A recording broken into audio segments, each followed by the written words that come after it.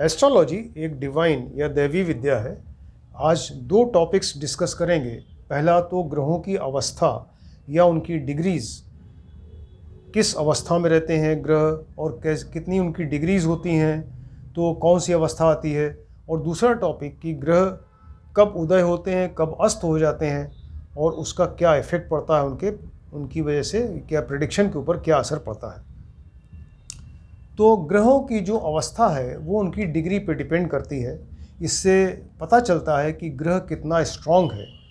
Prediction के लिए इसको जानना बहुत ज़्यादा ज़रूरी है कि ग्रहों की कौन सी अवस्था है या उसकी कितनी डिग्री है, क्योंकि उसी हिसाब से उसका फल निश्चित होता है। फल पता चलता है कि वो कितना सक्षम है, कितना कैपेबल है, कितना स्ट्रॉन्ग है अपना फल देने के लिए।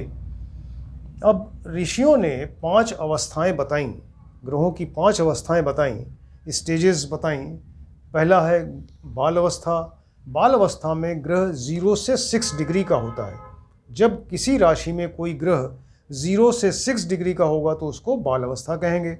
अगर 6 से 12 डिग्री का हुआ तो कुमार अवस्था में आया, 12 से 18 डिग्री का है तो युवा अवस्था में आया, और 18 से 24 डिग्री का अगर ग्रह किसी राशि में बैठा हुआ है इसके मतलब वो वृद्ध अवस्था में है, और 24 से 30 डिग्री का है तो वो मृत अवस्था में कहा जाएगा।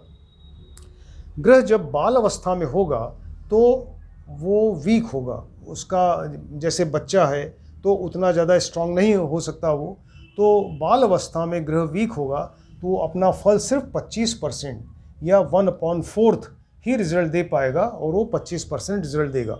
कुमार अवस्था में आया, थोड़ा सा बड़ा हुआ, 6 से 12 डिग्री का है तो वो 50% अपना फल देने के लिए कैपेबल है।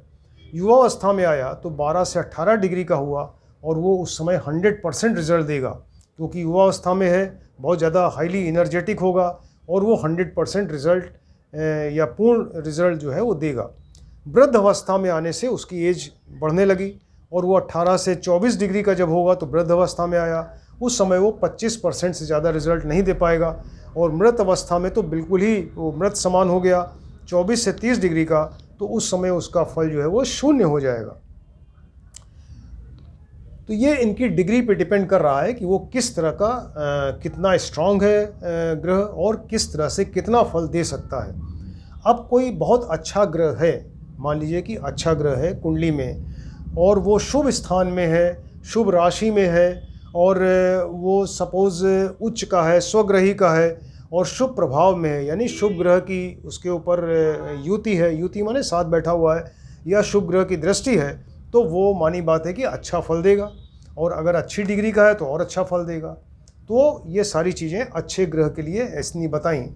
अब मान लीजिए कि कोई खराब ग्रह है, अशुभ ग्रह है, खराब ग्रह है या मारक ग्रह है, मारने वाला ग्रह है तो ऐसा ग्रह यदि 3, 6, 8, 12, 3 नंबर, 6 नंबर, 8 नंबर, 12 नंबर, ये भाव अच्छे नहीं माने जाते कुंडली के, तो 3, 6, 8, 12 में बैठ जाए, वो नीच का हो जाए, नीच राशि में हो, अस्त हो जाए, और पाप प्रभाव में हो, यानी पाप ग्रह की युति हो या दृष्टि हो, और वो डिग्री में या तो बहुत कम हो या बहुत ज़्यादा हो, या तो बाल अवस्था में हो या वृद्ध या मृत अवस्था में होगा, तब अच्छा फल देगा। क्योंकि इतना वीक हो जाएगा, निर्बल हो जाएगा कि अपना फल देने के लिए सक्षम ही नहीं रहेगा।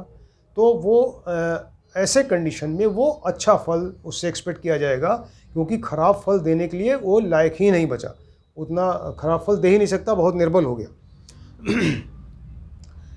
इसकी इम्पोर्टेंस ये है कि मान लीजिए कहीं सेफ्टी की ज़रूरत है, सिक्योरिटी की ज़रूरत है, चोर डकैत आतंकियों से मुकाबले की ज़रूरत है, तो ऐसी स्टेज में अगर कोई सपोज़ बच्चा है या वृद्ध अवस्था में कोई व्यक्ति है या मृत अवस्था में है, तो वो उनका मुकाबला कैसे करेगा, आप समझ सकते हैं। मुकाबला नहीं करने लायक है, नहीं कर सकता। ऐसी स्टेज के लिए फिर कुमार या युवा अवस्था होना चाहिए, कम से कम 50%, या युवा अवस्था में होगा तो 100% अपना रिजल्ट देगा, यानी उनसे मुकाबला करने के लायक होगा कुमार और युवा अवस्था में। इसी तरह से ग्रह हैं तो वो कुमार और युवा अवस्था में ही अच्छा फल दे सकते हैं। तो अच्छे रिजल्ट के लिए उनकी पावर या स्ट्रेंथ जो है वो ज़्यादा होनी ज़रूरी है। अब देखते हैं, ये तो पहला टॉपिक हुआ। अब दूसरा टॉपिक है ग्रहों का उदय होना और अस्त होना। तो सूर्य का प्रकाश बहुत तेज होता है, आप सब जानते हैं, सूर्य के प्रकाश से ही बाकी ग्रहों को लाइट मिलती है। तो एक निश्चित डिग्री की दूरी पर अगर निश्चित दूरी की डिग्री है ग्रहों की, उससे आगे या उस डिग्री तक अगर ग्रह हैं तो सूर्य की लाइट को रिफ्लेक्ट करते हैं। सूर्य की लाइट पड़ेगी, उससे चमकेंगे कैसे? क्योंकि वो लाइट रिफ्लेक्ट करेंगे, वहाँ से वापस भेजेंगे और हमको चमकते हुए ग्रह दिखाई देंगे। तो लेकिन निश्चित दूरी की डिग्री होनी चाहिए उसके लिए। अब सपोज़ कोई, तो उसको कहते हैं ग्रह का उदय होना, यानी जब वो उदय होंगे तो दिखाई देंगे, क्योंकि चमकता हुआ ग्रह हमको दिखाई देगा। अब मान लीजिए कि कोई ग्रह जो है सूर्य के बहुत नज़दीक आ गया, सूर्य के इतना नज़दीक आ गया कि सूर्य की इतनी बहुत तेज़ लाइट है, तो उसका अपनी लाइट, अपना प्रभाव उसका शून्य हो गया, वो दिखेगा ही नहीं, सूर्य की लाइट में दब गया। तो सूर्य के इतना नज़दीक आने से जब सूर्य उदय होगा तो वो ग्रह जो सूर्य के नज़दीक है वो उदय होता हुआ दिखाई ही नहीं देगा। तो ये प्रॉब्लम है कि उसको वो दिखेगा ही नहीं ब्रह्मांड में, और उसको फिर अस्त होना कहते हैं, क्योंकि आपको दिख ही नहीं रहा है तो ग्रह जो है क्या होगा, वो अस्त हो जाएगा। अब ग्रह अस्त हो सकता है कि दो स्टेजेस होती हैं ग्रहों की। एक तो अपनी ऑर्बिट में सीधा घूमते हैं, उसको मार्गी कहते हैं, और ग्रह कभी कभी आपको उल्टे दिखाई देते हैं, उल्टे चलते हुए दिखाई देते हैं, जिसको वक्री या रेट्रोग्रेड कहा जाता है।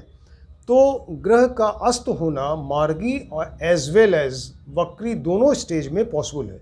यानी ग्रह अगर मार्गी है तब भी अस्त हो सकता है, ग्रह अगर वक्री है तब भी अस्त हो सकता है, लेकिन एक निश्चित डिग्री सूर्य से होनी चाहिए। अब देखिए, चंद्रमा यदि सूर्य से 12 डिग्री पर या 12 से कम होगा तो वो अस्त हो जाएगा। मार्गी अवस्था में चंद्रमा कभी वक्री होता ही नहीं, सूर्य और चंद्र कभी वक्री नहीं होते। तो चंद्रमा यदि सूर्य के से 12 डिग्री या 12 से कम डिग्री पर होगा तो वो अस्त हो जाएगा। मंगल को आप देखें तो मंगल मार्गी अगर है, सीधा घूम रहा है अपनी ऑर्बिट में, तो 17 डिग्री या उससे कम पे अस्त होगा, और अगर वक्री है तो वो 8 डिग्री पर ही अस्त हो जाएगा। 8 डिग्री या उससे कम है तो वो अस्त हो जाएगा। बुध सूर्य के अगर 14 डिग्री या 14 से कम अगर होगा तो मार्गी अवस्था में अस्त होगा, और यदि वक्री है बुध तो 12 डिग्री या 12 से कम डिग्री पर अस्त हो जाएगा। बृहस्पति मार्गी और वक्री दोनों स्टेजेस में 11 डिग्री पे अस्त हो जाएगा। शुक्र जो है वो मार्गी अगर है तो 10 डिग्री पे या 10 से कम पे अस्त होगा, और अगर वक्री है तो 8 डिग्री या 8 डिग्री से कम दूरी अगर होगी सूर्य से तो अस्त हो जाएगा। शनि जो है ये बृहस्पति की तरह जैसे 11-11 है, शनि 16 और 16 डिग्री पे चाहे मार्गी हो चाहे वक्री हो वो अस्त हो जाते हैं। इस तरह से आपने देखा कि कितनी डिग्रीज पर ग्रह जो हैं वो अस्त होते हैं। अस्त होने मतलब वो ब्रह्मांड में दिखाई ही नहीं देंगे, सूर्य के इतना नज़दीक आ गए। अब दो ग्रह बचे, राहु और केतु। राहु और केतु ये वक्री ग्रह हैं, हमेशा वक्री गति से चलते हैं, और ये कभी अस्त नहीं होते, क्योंकि ये सिर्फ एक पॉइंट है, बिंदु है, और ये कोई मास नहीं है, पिंड नहीं है, तो ये सूर्य के साथ कभी नज़दीक आने से ये कभी अस्त नहीं होते। अस्त होने से क्या होगा कि जब ग्रह अस्त हो जाएगा तो उसका प्रभाव शून्य हो जाएगा, वो बलहीन हो जाएगा, निर्बल हो जाएगा, क्योंकि सूर्य के प्रकाश से वो दब गया, उसका प्रभाव ही खत्म हो गया, तो वो शून्य हो जाएगा। और अपनी दशा अंतरदशा में ऐसा ग्रह जो है वो जहाँ का स्वामी है, जहाँ बैठा है, जहाँ दृष्टि दे रहा है, तो ऐसी जगहों को वो अशुभ फल देगा, वो फल शुभ नहीं होगा। इवन यदि ग्रह, मान लीजिए कि कोई ग्रह उच्च का है, स्वग्रही है, बहुत अच्छा है, तब भी यदि वो अस्त हो गया तो वो अच्छा फल देने के लायक नहीं रहेगा। और यदि ग्रह अगर नीच का है और शत्रु राशि में है या बहुत वीक है, वृद्ध या मृत अवस्था में है, तो वो ऐसी स्टेज में तो फिर वो और ज़्यादा खराब फल देगा। और अस्त ग्रह यदि मान लीजिए शुभ ग्रह है, शुभ ग्रह कौन होते हैं? सूर्य, चंद्र, मंगल और बृहस्पति, आपको बताया था ये 4 शुभ ग्रह हैं। अगर ये अस्त हो जाएं तो फल और ज़्यादा अशुभ होगा। और अस्त ग्रह के ऊपर से गोचर में अगर कभी कोई पाप ग्रह या अशुभ ग्रह निकलेगा तो फल बहुत ज़्यादा अशुभ होगा, क्योंकि गोचर में ग्रह जो है निकलते रहते हैं। ये तो जन्म कुंडली का आपको बताया कि जन्म कुंडली में ये पोजीशन है, इनके ऊपर से जब गोचर का ग्रह कोई निकलेगा तो अशुभ ग्रह अगर निकलेगा अस्त ग्रह के ऊपर से तो फल बहुत ज़्यादा अशुभ होगा। और अगर सपोज़ लग्नेश जो कुंडली का लग्नेश है यानी लग्न का लॉर्ड है, तो लग्नेश ही अगर अस्त हो जाए तो जीवन कठिन हो जाता है। ऐसे व्यक्ति का जीवन जो है बहुत मुश्किल होता है, बहुत ज़्यादा उसको दुख और कष्ट झेलना पड़ता है। तो लग्नेश अस्त होने से कुंडली जो है बहुत ही कमज़ोर मानी जाती है और व्यक्ति को बहुत ज़्यादा दुख और कष्ट होता है। अस्त ग्रह की जब दशा अंतर्दशा आएगी तो ऐसी दशा में उसके धन की बहुत कमी होगी, बहुत ज़्यादा दुख कष्ट होगा, उसको मृत्यु तुल्य कष्ट होगा, उस समय बहुत ज़्यादा कष्ट उसको झेलना पड़ेगा। तो इस तरीके से आपने अस्त उदय और अस्त ग्रहों के बारे में देखा। तो हमने आपको ग्रहों की अवस्था और उनकी डिग्रीज़ के हिसाब से बताया। अवस्था डिग्री पे डिपेंड करती है, बाल अवस्था, कुमार, युवा, वृद्ध और मृत अवस्था, ये सब डिग्री हैं। और कितना फल देंगे ये बताया। और ग्रह जो हैं वो उदय और अस्त कैसे होते हैं ये बताया। वो कितनी डिग्रीज़ पर मार्गी या वक्री अवस्था में अस्त हो जाते हैं तो ये आपको बताया। और अस्त होने से क्या प्रभाव पड़ता है उनके फल देने में, प्रेडिक्शन में, ये आपको बताया। ये चीज़ें भी बहुत ज़्यादा इम्पोर्टेंट है क्योंकि प्रेडिक्शन के लिए ग्रह कितना स्ट्रांग है, कितना फल देने के लायक है, तो उसको आपको डिग्रीज़ देखना बहुत ज़्यादा ज़रूरी है। एक तो ग्रह किस राशि में बैठा हुआ है, स्वग्रही का है, उच्च का है, नीच का है, इस पर फल डिपेंड करेगा। किस भाव में बैठा उस पर डिपेंड करेगा। और कितनी डिग्री का है इस पर भी फल बहुत ज़्यादा डिपेंड करेगा। और ग्रह जो है वो उदय है कि अस्त है, इस पर भी फल बहुत ज़्यादा डिपेंड करेगा। ये चीज़ें ऋषियों द्वारा बताई गई जो हज़ारों साल पहले उन्होंने बताई हम लोगों को। और उनका कितना ज़्यादा ये एक इम्पॉर्टेंट एसेट है जो कि हम लोगों को मिला है।